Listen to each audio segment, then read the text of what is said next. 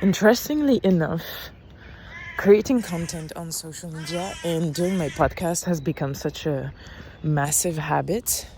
Like, if I don't post, let's say, or if I don't do a fucking podcast, then I'm like, hello? And I used to do that with so much pressure, as in, okay, now you need to post.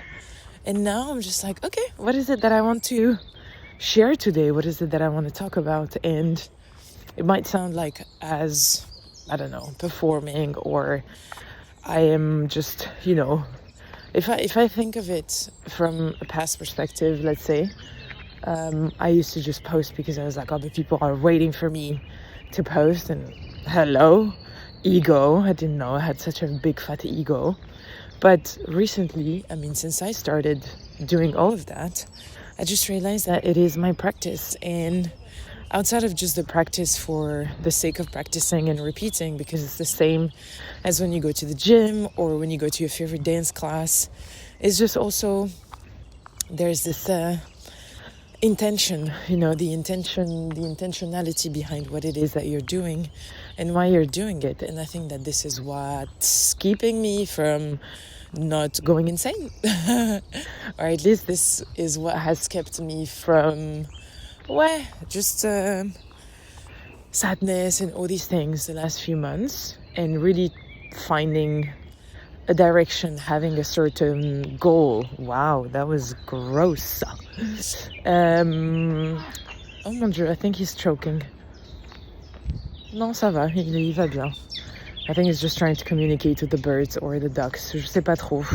Mais bref, this question of intentionality, of finding or creating meaning with what it is that you're doing, because I could just come in here every day and blabber and be like, I'm just practicing, but I want to make it interesting. I want to make it something that is of service to people, on top of it being a practice for me. And outside of that, I find that it has become indeed, oula, t'as pas posté aujourd'hui, you didn't share, you didn't post, you didn't.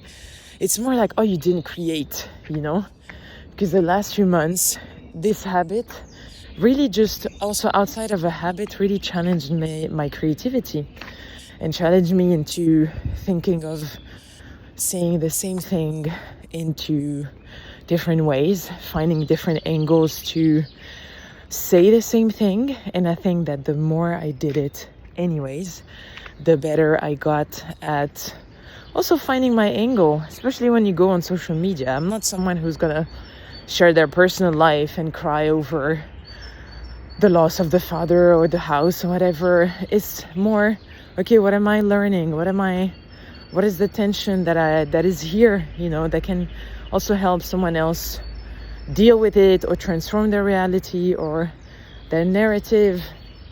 So there's always this component of service, And I think this component of service also brought me back into this momentum, into this movement of bringing value to people, helping people, because that's what I've done for the past 7 years of my business, and I don't think I'll ever change that anyways. It is part of my personality. I love helping people. I love connecting people together. I love bringing them together, and this sense of belonging, community, and all these things is just very inherent in me. And when I do all of this, the content, and I'm talking about the content and the intentionality of it, because a friend of mine asked me, but what are you trying to do with your content? At first I was like, I have no fucking clue, to be honest. The very first goal of all of this was really to own my voice. I'm not gonna say find it, because I think that we all have a voice, but maybe we just sometimes are too shy. Not even too shy, but sometimes we don't dare, we don't dare to speak up. We don't dare to share our opinions, thoughts, perspectives on life, because we want to be liked, we want to be loved, we want to belong. And I think that for a long time I've really been this chameleon of fitting a bit everywhere and just being the observer and sort of like, oh, I'm just observing. I love listening to people, and I think it really did develop my listening skills.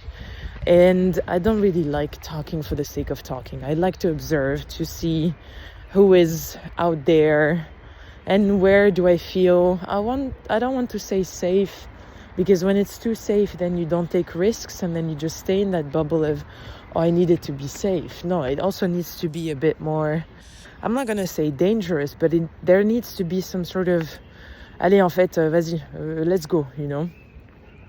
So I've always been looking for, who is out there and who is really telling the truth. I think it's more this, who is really authentic to themselves, who is really true and real. Because if the space is not like that, then I'm not interested. I don't want to bring my realness or authenticity.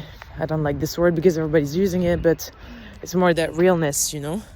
I don't want to bring it into a space that is really not tailored for that, because I find it so precious when someone just speaks their mind, their truth, shares their dreams, their visions, and all these things, that I want to respect that. I cannot take that, I don't take that for granted. And voilà. So I think that part of it was really not wanting people to judge me, or still wanting people to love me and approve of me and validate me, for sure. And the other was because I wanted to make sure that this was the right space and this was the right people. But eventually, if you don't do that enough, if you don't speak up your mind enough, then you never know who is real and who is not. So you again have to take the risk to just like jump and you see what happens, right? Donc voilà, I think the first goal of it was really to just own my voice. And now the more I do it, the more I'm like, well, I want to create something also.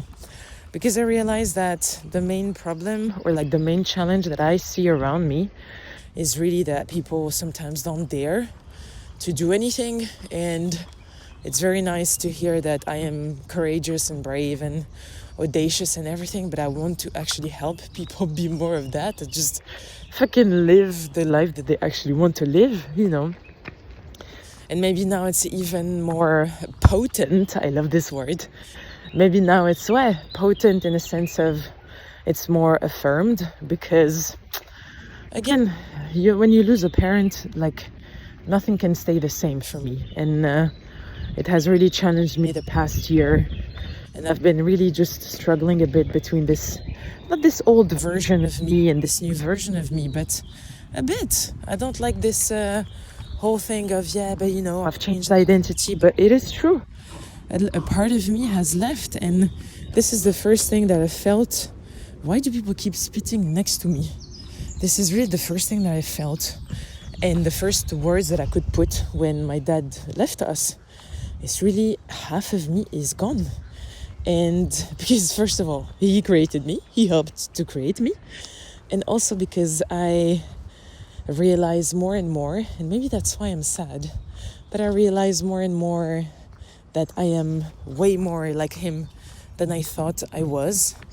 And it makes me sad, because I would have loved to obviously get to know him even more and get to know him better. So it's like bittersweet sadness, if that makes sense, and not like sadness of like, I mean, it is still like, so fucking random. Like, I didn't cry like this before when he passed away. Like, obviously when I heard the news, yes, but I don't remember crying about him that much last year. But this year, since the last few weeks, wow, les vannes sont ouvertes. So everything is like flooding, you know. And so, I don't know where I was going with this. But yeah, half of you leaves a bit. And so there's this realization that, hey, en fait, les gars, we're all gonna fucking die. How? What is it that we want to leave behind, you know? As a person, I'm thinking me as a human being, but also as a business owner, as a daughter, as a friend, as a partner, whatever. What is it that I want to leave behind? Do I want to leave my fucking worries and fears and like fear of judgment and this overthinking and this overgiving and whatever? Or do I just want to go all in and just be me do whatever it is that I want to do, even when I'm scared, even when I have no fucking clue and no fucking idea what I'm doing. And to be honest, that's what I want to live. I want to, feel alive. Like, my word of the year, again, is integrity. And everything I've been doing or saying or manifesting, I don't know, it was always towards that. Okay, do you really want this thing, Or are you doing it because you want to people please or anything like this? And having that word as a fucking compass has been super, super helpful in all of the decisions that I've made for the past 4 months. But also, again, time is short, guys. Vraiment, time is short. And it's not a FOMO sort of thing, but it is a reality. And we don't have any control over that, but we do have control over our thoughts, over how we see ourselves, over what it is that we want to be doing and contributing to the world. And I think that when we start seeing it as like service, I think it just it